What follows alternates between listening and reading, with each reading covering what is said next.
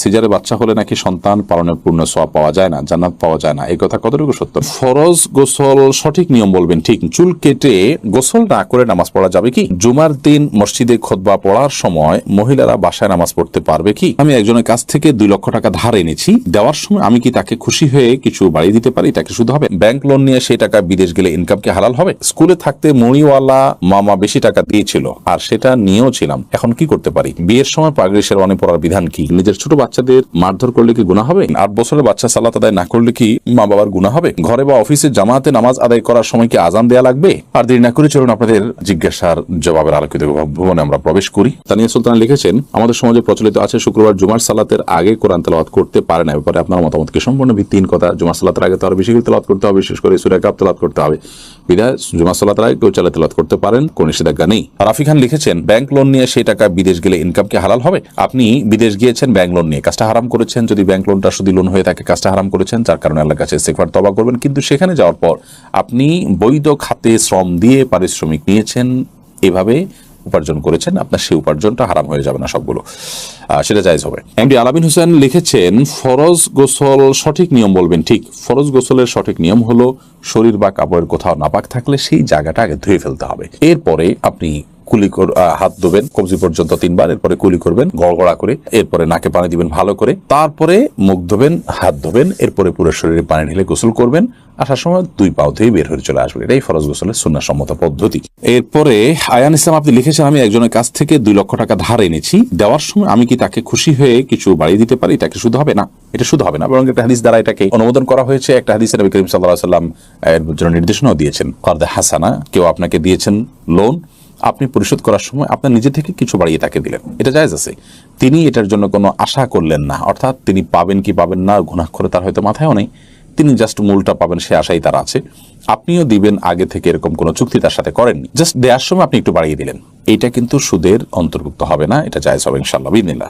এরপরে বাবু আরসাদুজ্জামান আপনি লিখেছেন, চুল কেটে গোসল না করে নামাজ পড়া যাবে কি? চুল কাটার পর যদি আপনি গোসল না করেন তারপর নামাজ পড়তে পারেন, কারণ চুল কাটার পরে গোসল ফরজ হয় না। তবে হ্যাঁ, চুল কাটার পর চুল পড়তে পারে, বিশেষ করে মসজিদে যখন যাবেন, মসজিদ নোংরা হতে পারে, সেজন্য আপনি যদি ভালো করে পরিষ্কার করেন মাথাকে, যে কোনো চুল পড়বে না, ঝরবে না, 1-2টা পড়তে পারে কিন্তু নর্মালি কোনো চুল পড়বে না, এরকম যদি আপনি সেটাকে ভালো করে ঝেড়ে নিতে পারেন, তাহলে আপনি গোসল করা ছাড়াও নামাজ পড়তে পারেন। বিশেষ করে অনেক সময় দেখা যায় চুল কাটার পরে এখন আমি গোসল করতে গেলে জামাত ছুটে যাবে, তাহলে আপনি জামাতকে অগ্রাধিকার দিয়ে গোসলকে বিলম্ব করবেন। চুল কাটলেই গোসল করতে হবে এমনটি বাধ্যতামূলক নয়, তবে আল্লাহর ঘর যাতে নোংরা না হয় সে দায়িত্ব আপনাকে নিতে হবে, অন্যথায় গোসল করে পুরো ফ্রেশ হয়ে তারপরে যাবেন। নয়নতারা সরকার এআইডি থেকে আপনি আমাদের ইসলামী প্রশ্নোত্তর পেজে প্রশ্ন করে লিখেছেন, স্কুলে থাকতে মুড়িওয়ালা মামা বেশি টাকা দিয়েছিল আর সেটা নিয়েও ছিলাম, এখন কি করতে পারি? মুড়িওয়ালা মামাকে যদি খুঁজে পান ফেরত দিবেন, আর খুঁজে না পাইলে মামার পক্ষ থেকে আপনি দান করে দিবেন, যে আল্লাহ এই টাকার সওয়াবটা সেই মুড়িওয়ালা মামার আমলনামা আপনি পৌঁছে দিন, কোন গরিব দুঃখীকে দান করে দিবেন।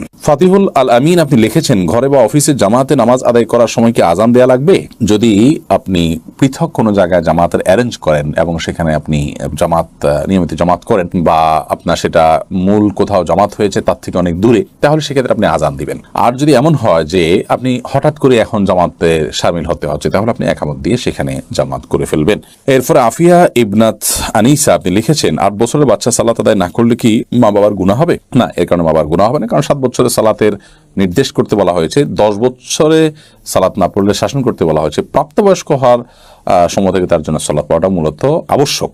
তো প্রাপ্তবয়স্ক হলে যেন সালাত পড়তে পারে সে, এই জন্য আগে থেকে তাকে অভ্যাস করে তোলা, এটা মা বাবার কর্তব্য। সে যদি তারা একেবারেই না করেন, ঢিলা দেন, এরপরে প্রাপ্তবয়স্কের উপর ছেলে নামাজ না পড়ে, তাহলে সেক্ষেত্রে বাবা মা অবশ্যই তার জন্য দায়ী থাকবেন। শারমিন নাইম লিখেছেন, জুমার দিন মসজিদে খুতবা পড়ার সময় মহিলারা বাসায় নামাজ পড়তে পারবে কি? জুমার দিন মসজিদে খুতবা চলুক কিংবা তার আগে হোক বা পরে হোক, ওয়াক্ত শুরু হয়ে গেছে জোহরের, যে কোনো সময় মায়েরা বাসায় নামাজ পড়তে পারবেন। খুতবার সময় নামাজ পড়া যাবে না মহিলার জন্য বাসায়, কোনো কথা নেই। হ্যাঁ, খুতবার সময় মসজিদে যারা আছেন তারা খুতবা শুনবেন, তারা নামাজ পড়বেন না, কিন্তু বাসা বাড়িতে আছেন, মাইকে হয়তো শোনা যাচ্ছে, তাদের জন্য খুতবা শোনা ওয়াজিব নয়, কারণ তারা এই জমাতে শামিল হননি, যার কারণে তারা এরপর নামাজ পড়তে পারবেন। ক্যান্ডেলা আইডি থেকে আপনি লিখেছেন, বাবার জমির পরিমাণ থেকে মেয়েরা যদি ইচ্ছাকৃতভাবে ভাগ না নেয়, তাহলে তারা তার ভাইদের কি গুনাহ হবে?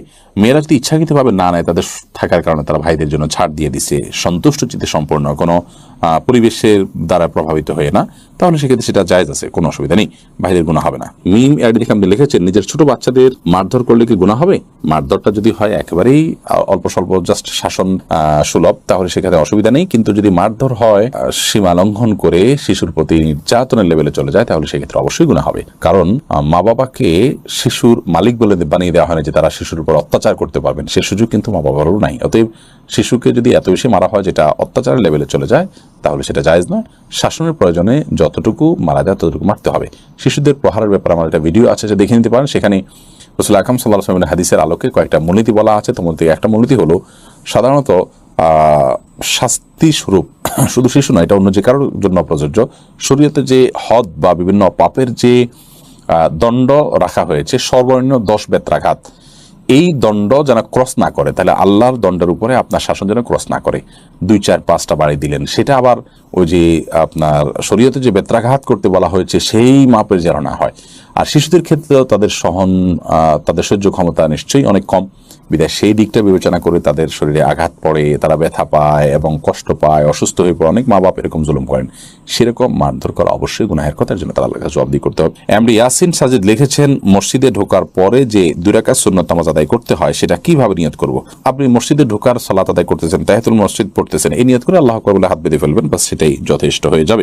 এমডি রিফাত হাসান রিফাত লিখেছেন, অন্যের ওয়াইফাই পাসওয়ার্ড চুরি করে চালালে কি গুনাহ হবে? অবশ্যই গুনাহ হবে, কারণ তাতে তার স্পিডে আপনার প্রভাব ফেলবে এবং সেটা পাসওয়ার্ড দেওয়ার মানেই হলো সে আরেকজনের জন্য মুক্ত রাখতে চাচ্ছে না। তাহলে সেই ক্ষেত্রে তাকে এটা তার অধিকারকে আপনি এটা লঙ্ঘন করছেন এবং ক্ষুণ্ণ করছেন। মোহাম্মদ আনিক হোসেন লিখেছেন, ইমাম নামাজে ভুল করলে মুসল্লির নামাজ হবে কিনা?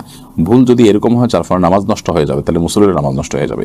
ভুল যদি এমন হয় রিকভার করার মতো, তাহলে মুসল্লিও ইমাম সাহেবের সাথে সেজদা সাহু দিয়ে রিকভার করবেন।